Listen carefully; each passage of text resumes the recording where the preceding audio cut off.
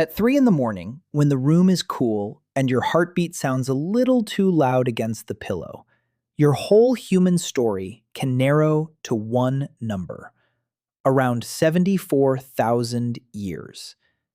That is the strange doorway we're walking through tonight. Not into a palace, not into a battle, not even into a famous name, but into a loss so old that you carry it without seeing it. The Toba supereruption genetic bottleneck is not just a theory about ash and fire on Sumatra. It is a question written into your blood. Why do humans, spread across the whole planet, carry such low genetic diversity? One answer begins with a mountain. Around 74,000 years ago, Toba erupted on Sumatra in one of the largest eruptions in roughly 2 million years. Much later, in 1998, Stanley Ambrose proposed that this blast may have driven a volcanic winter and squeezed human numbers down through a brutal narrowing. Not everyone agrees with that full picture, but the argument exists because something about us is unusually thin, genetically speaking. See that, and the story changes. This is no longer only about a volcano. It becomes a story about what vanished and what was left. If you enjoy stories that make deep history feel close enough to touch, you can leave a like and settle in. And that thinness is the part that keeps tugging at the sleeve. You live in a world crowded with faces, accents, skin tones, family names. And yet, under all of that surface variety, humans carry remarkably little genetic diversity. Strange, isn't it? A species spread across deserts, forests, islands, ice, and coastlines should look more different in its inheritance than we do. Instead, the pattern suggests a narrowing somewhere deep behind us, as if the river of human ancestry once passed through a much tighter channel. So the eruption matters, not because every scientist agrees on one clean story, and not because the mountain on Sumatra can be made into some simple villain. It matters because Stanley Ambrose in 1998 looked at that enormous blast and asked whether a volcanic winter could have pressed human populations into a genetic bottleneck. In other words, whether the ash in the sky and the cold in the air may have left a mark that still rests inside your cells. But here is where the story stops being easy. Because if this narrowing happened, it did not leave behind a tidy little sign saying, yes, this was the moment. The evidence comes in fragments: stone, ash, genes, absence. And some of those fragments do not agree. Those fragments matter because they refuse to line up neatly. If this were a simple tale, the ash would fall, the world would dim, and human traces would vanish everywhere at once. But that is not what the picture shows. In India and in parts of Africa, sites suggest that people were still there through the fallout. Stone tools do not simply disappear. Presence remains. The ground keeps its quiet record, layer by layer, as if someone pressed a palm into wet earth and left before the mud dried. So the Toba supereruption genetic bottleneck sits in a strange place, between a mountain big enough to change the sky and evidence that some human groups endured anyway. That tension is the heart of it. Not all scientists accept that the eruption alone drove the narrowing. Some see a harsher event. Others see a more uneven one, spread across regions, climates, and generations. And that changes the feeling of the story. Because now you are not listening to a clean disaster legend. You are listening to a reconstruction made from survival in patches, from people who may have lived through the ash, yet still left little or nothing of themselves in the line to you. Which means survival and ancestry are not the same thing, and that distinction changes everything. A person can survive a disaster, breathe through it, raise children through it, and still leave no line that leads to you. That is the quieter ache inside this story. When people talk about the Toba supereruption genetic bottleneck, they often picture simple numbers dropping, as if humanity were a row of candles going out. But ancestry does not work that cleanly. Some groups can remain on the land, keep making tools, keep moving across familiar ground, and yet, over long stretches of time, fade from the chain that leads to the present. So when you hear that every living human traces back to a small ancestral pool, do not imagine a single camp or one sacred refuge. Imagine something messier. Pockets of people, different landscapes, different luck. Some endure the cold stress that may have followed. Some endure the ash. Some endure both and still disappear from the future in a different way. So the low genetic diversity matters so much. It is not only a sign of survival, it may also be a sign of loss, of vanished branches, erased variety, whole human possibilities that never made it across. And when you begin to feel that, the question becomes harder. What kind of place could carry people through something like that? Maybe not one kind of place then, but one kind of advantage. If the narrowing was real, and if the worst effects were uneven, the people who mattered most to your ancestry may not have been the strongest in any simple sense. They may have lived where the land offered more than one answer. A shoreline, a river mouth, wet ground that still held food when inland routes failed. More like options. And in hard times, options can feel like warmth in cold hands. Picture it closely. The air is wrong. Dust settles where it should not. Light has changed, even if only a little. The familiar rhythm of finding food turns unreliable. In a volcanic winter, even a brief one, that matters. A group tied to one season, one prey, one patch of plants, is suddenly standing on a narrow ledge. A group with several ways to eat, move, and wait has a different chance. That does not prove where your line endured. The Toba supereruption genetic bottleneck is still argued over, for good reason. But it does point toward a harder truth. Survival may have belonged to people who could shift before the world finished shifting around them. And food, even then, was only part of the story. Because a place with options still fails if the people in it fail each other. You can feel that even now, in a much safer world. Hunger is hard. Cold is hard. But isolation does something different to the human body. It sharpens the breath, tightens the chest, makes the dark feel closer. In the long shadow of this ancient narrowing, that may have mattered as much as food. A group that shared watch, shared memory, shared risk.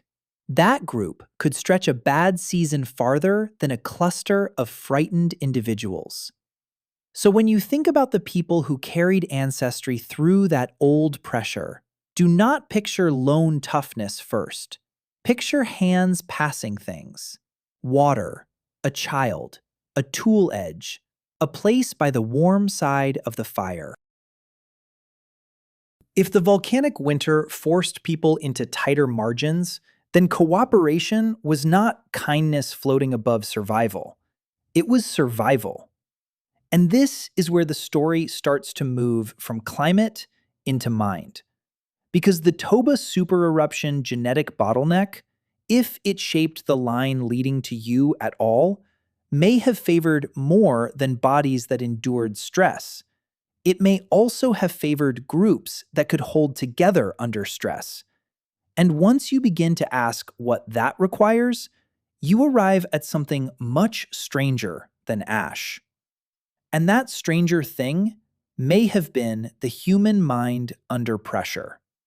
A mind that didn't suddenly become magical, just had to get better at holding more than the present moment. If this old narrowing selected for anything beyond luck, it may have favored people who could remember where food had been, wait when panic said run, and keep a group moving in the same direction when fear pulled it apart. In a harsh stretch of years, that kind of thinking becomes as real as water. You can almost feel the shape of it. A hand hovering over a half-finished tool. Someone choosing not to eat everything now. Someone noticing which path still held tracks after the weather changed. Someone else trusting that memory enough to follow. No speeches, no grand plan, just repeated acts of attention, shared from one person to another, until they became the difference between a group that scattered and a group that stayed legible to itself. That may be one reason this story reaches into your life so easily. Your brain still hates uncertainty. It still searches, predicts, rehearses. It would rather lose sleep than miss danger. And if that reflex is ancient, then the next question is uncomfortable.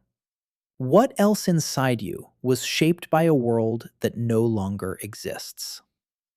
One answer may be sitting in your body long before you put words to it. That old pressure helps explain why your nerves can outrun your thoughts. A sound in the dark, a sudden silence, a face that turns cold toward you. These things still land hard. Not because your life is lived under falling ash, but because the line that reaches you was shaped in a world where uncertainty could turn serious very fast. If the narrowing after Toba happened in part through stress, cold, hunger, and unstable ground, then alertness was not a flaw. It was expensive, exhausting, useful. And social pain may belong here too. For people living close to danger, being cut off from others was not some small emotional bruise. It could mean fewer eyes at night, fewer hands when food ran short, fewer chances to recover from one bad day. So the body learned to treat exclusion with real force. Even now, you feel that sting as something deeper than embarrassment. This is where the story becomes almost uncomfortably personal, because the Toba supereruption genetic bottleneck may help explain not just why humans are genetically close, but why you react so strongly to being alone. And that still leaves the strangest habit of all, the one that visits after midnight. And that midnight habit may be one of the oldest echoes of all. You know the feeling. The house is still. The air has cooled. Somewhere a board shifts, or the silence itself changes, and your eyes open before you have a reason. In a modern room, that can feel annoying, even broken.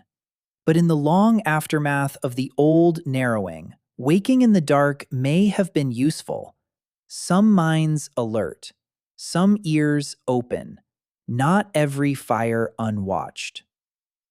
That does not mean the Toba supereruption genetic bottleneck programmed your exact sleep. The story is not that simple, and it should not be told that way.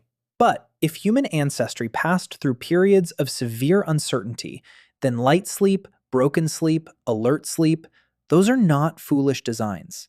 They belong to bodies shaped by exposure, by risk, by the need to survive one more night without knowing what morning would bring. So when you wake at an odd hour and your thoughts begin moving before your body does, you may be feeling the aftertaste of an older world. And once you accept that, another door opens.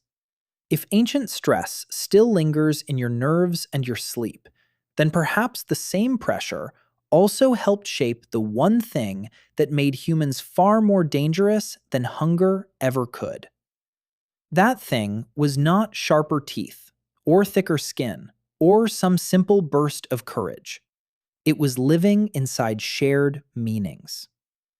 By the time the line leading to you made it through that ancient narrowing, human survival may already have depended on more than food and shelter. A group lasts longer when it can trust signals, remember rules, and act on things that are not physically in front of the eyes. A warning, a promise, a place to return to when the season turns. In hard years, that kind of invisible structure can hold a community together as surely as stone. You can imagine the scene without forcing it into myth. A dim fire, smoke in cloth and hair. Someone points. Someone nods.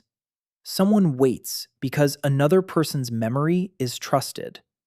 No one needs to explain the whole danger every night from the beginning. Meaning is carried between minds. That saves time. Time saves energy. Energy saves lives. So the old crisis may not only have narrowed bodies into a smaller ancestral stream, it may also have favored people who could believe together, plan together, and stay organized when the world became unreliable. And once humans could do that well enough, the story was no longer only about surviving the Earth. And once it became about that, the scale of the story quietly changed. A population can be reduced and still become powerful later, if what remains can coordinate. That is the eerie twist hidden inside this old narrowing. The same line that may have been forced through a smaller ancestral stream did not stay small forever. It spread, it adapted, it filled new ground. And all the while, it carried that strange human advantage forward. Not just endurance, but the ability to pass on memory in a form stronger than instinct alone. That matters when you think about low genetic diversity. At first, it sounds like weakness, like a species left with less to work with. But culture changes the equation. A person does not have to rediscover every danger from scratch if another person can warn them. A child does not need to learn every lesson from hunger if knowledge can be carried in the group. Bodies matter, yes, but shared understanding multiplies what a small population can do. So the narrowing may have left behind two truths at once: less biological variety and more pressure on the social mind. And that brings us to the part that still unsettles scientists and listeners alike. If this was the path into the future, why doesn't all the evidence point in one clean direction? Because genes and ground do not tell the same story in the same voice. Genes whisper about ancestry. Stone and ash speak about presence. And those are not identical things. A place can remain inhabited through a hard stretch of time, while the lines from those people slowly fail to reach the far future. So the argument around this old event has lasted so long. The signs in India and Africa matter. They say humans were not simply erased wherever the fallout touched. They say endurance happened. But endurance alone does not explain who became ancestors to everyone alive now. So the disagreement is not a failure of science. It is the shape of the problem itself. When you hear that the evidence is contested, it can sound disappointing, as if the story is falling apart. I think the opposite is true. It becomes more human, messier, more honest.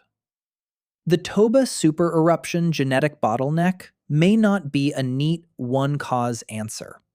It may be a narrowing produced by a huge eruption, uneven climates, scattered survival, and long stretches of lineage loss working together. Once you let that complexity in, another unsettling thought appears. Some people may have outlived the disaster and still vanished from you. And that may be the saddest part of all. When you follow this old narrowing backward, you are not only moving toward the people who endured, you are also moving toward people who did not become your ancestors, even if they lived, loved, taught their children, and lasted far longer than we might imagine. The earth may have held them. Their tools may have stayed in the soil. Their footsteps may have crossed the same dust dark ground.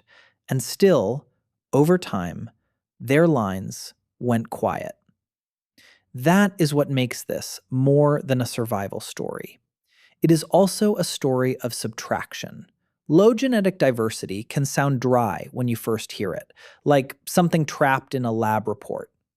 But it carries a human ache. It hints that a great amount of variation, faces, voices, ways of living, little inherited differences we will never know, may have narrowed into a smaller stream. Not because one day the world simply stopped, but because over generations, fewer lines kept reaching forward. So when you say that every living person comes from that reduced ancestral pool, you are also saying something else. That the human past was wider than the portion that made it to you. And once you feel that loss, the idea of resilience changes. So resilience sounds different now. It is no longer the shiny word people use after the danger has passed. Here, it means something colder. It means staying inside a narrowing world without knowing whether the next season will open or close. It means that the lines leading to you were not necessarily the strongest or the bravest in some grand storybook sense. They may simply have been the ones that held together long enough, adapted fast enough, and kept passing life forward while other lines thinned and stopped. You can feel how humbling that is. The old crisis was not a clean contest with winners standing on a mountain at the end. It may have been a long squeeze, part eruption, part climate stress, part bad luck, part geography, part time. And through that squeeze, continuity itself became precious. Not glory or conquest, continuity. So, when you think about the reduced ancestral pool behind every person alive now, think carefully about what that means. The inheritance is not just survival, it is survival after subtraction, survival after variety has been cut down, survival with fewer branches still growing. And once you see it that way, a harder question rises from the dark. What exactly did that reduced human stream carry forward into the future, besides life itself?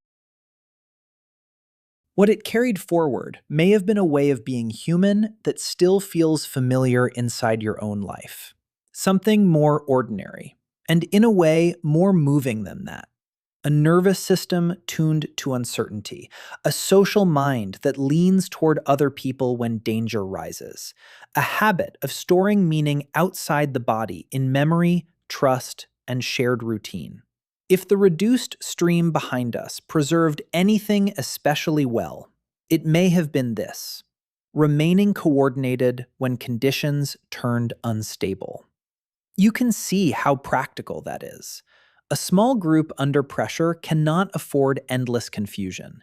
It needs remembered paths, repeated signals, roles that make sense, people who can calm panic long enough for the next step to happen. In that kind of world, emotional steadiness is not a luxury. It becomes infrastructure. So does care. So does attention. So does the willingness to keep someone close even when resources are thin. That is part of why this ancient story refuses to stay ancient. When you feel pulled toward others in crisis, when you search for pattern, when you build little rituals to make chaos manageable, you may be using tools shaped in a much harder landscape.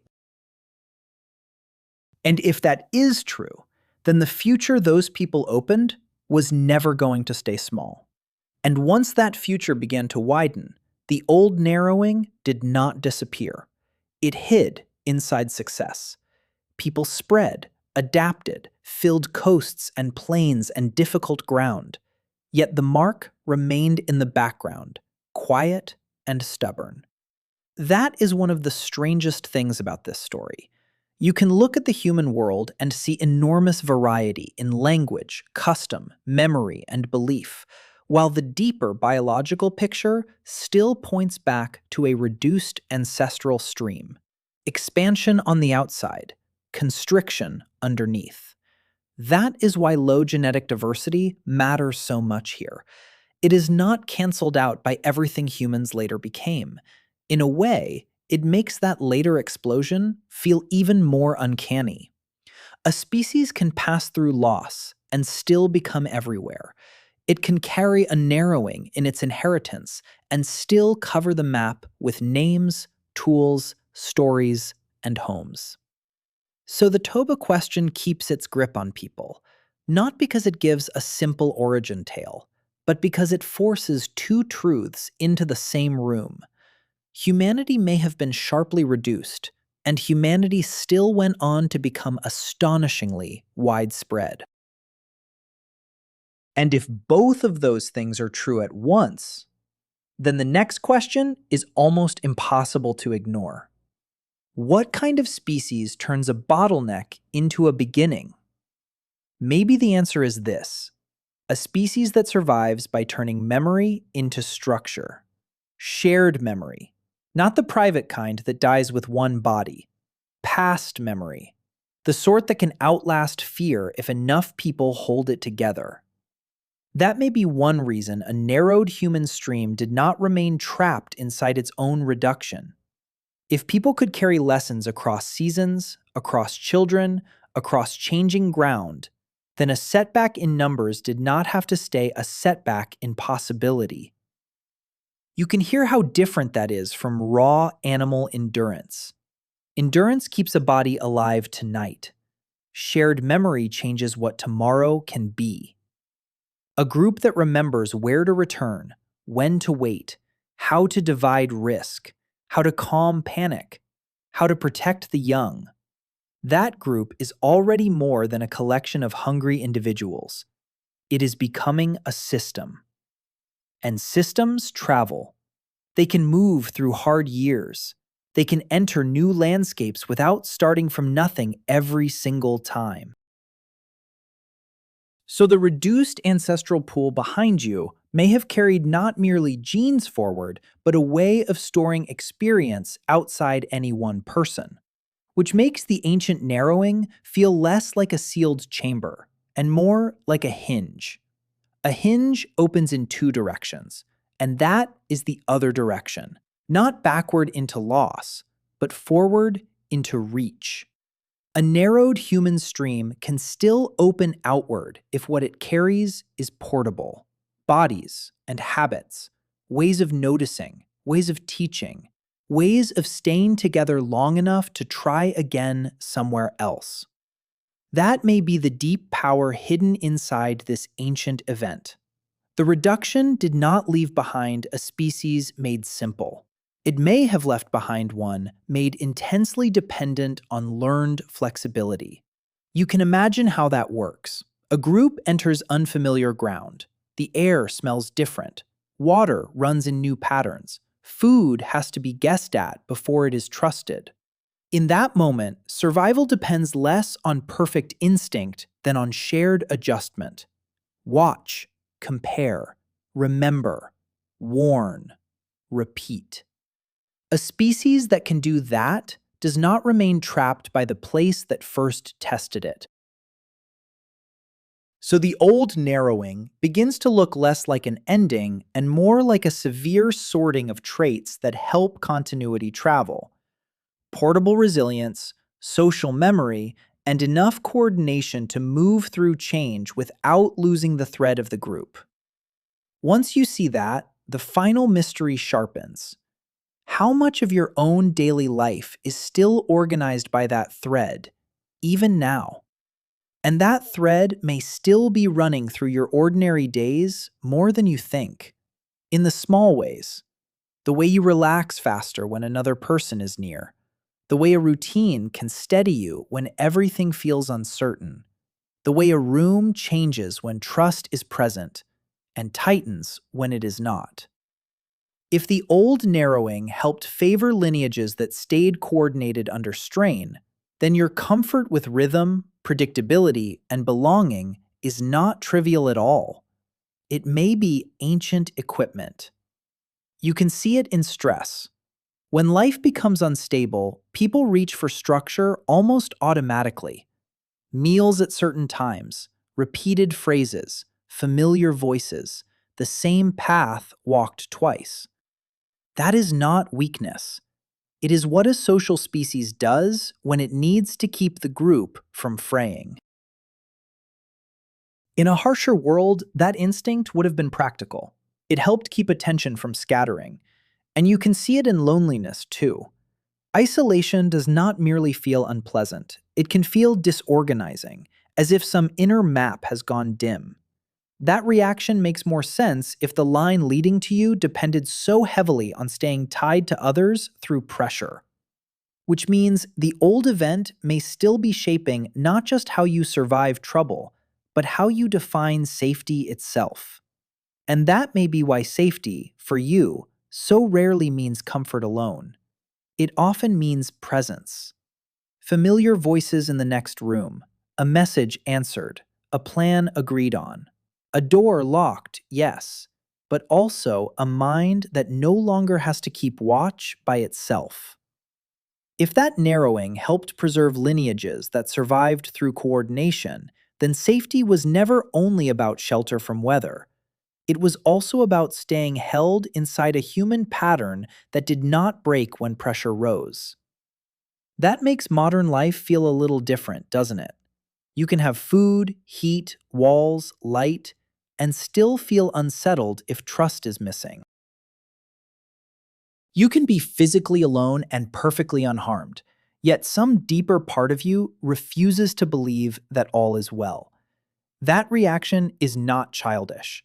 It may be very old. It belongs to a species for whom separation could once turn a difficult night into a dangerous one. So the inheritance behind you is not simply toughness. It is interdependence remembered so deeply that the body still answers to it. And when you place that beside the ancient eruption, the smaller pool, and the long argument over what exactly happened, the story begins to simplify in one surprising way. Maybe the deepest mark left by that world was not fear, but the need to remain connected. And maybe that is why this story becomes gentler as it becomes clearer. The deeper you go into that ancient narrowing, the less it feels like a lesson in conquest, and the more it feels like a lesson in return. Humans did not pass through pressure by becoming untouched by pain. They passed through by recovering from it, again and again, often imperfectly, often late, often with losses that stayed in the bloodline, like missing notes in a song. That matters when you think about the disputed shape of the event itself.